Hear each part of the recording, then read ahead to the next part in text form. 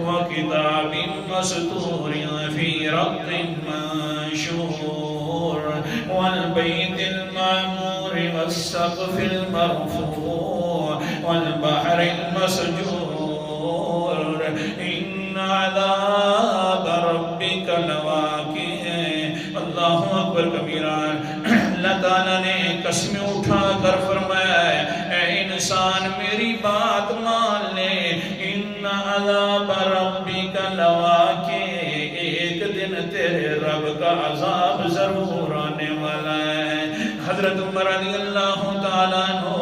نماز پڑھاتے ہوئے بے ہوش ہو کر گر گئے روتے ہوئے اللہ اکبر کبیرہ یہ اثرات تھے صحابہ اکرام کے اوپر ہم تو اجنبی ہیں ہمیں تو پتہ نہیں ہے کہ قرآن مقدس کیا سمجھا رہا ہے سورت کا نام سورت الزمر ہے اور 23واں پارہ اللہ تعالیٰ فرماتے ہیں تقشعر منہ جلود الذین یخشون ربهم ثم تلین جلودهم وقلوبهم الى ذکر اللہ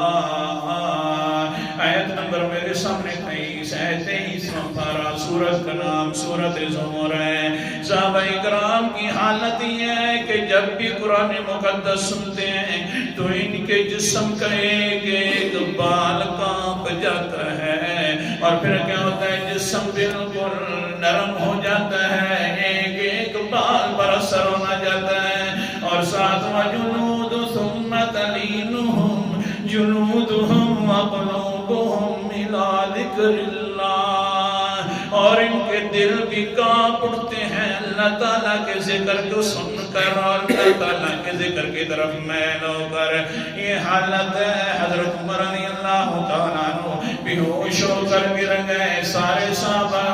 اللہ اکبر کبیرہ ایک صحابی ہے پیچھے سے خلیفۃ المومنین ہے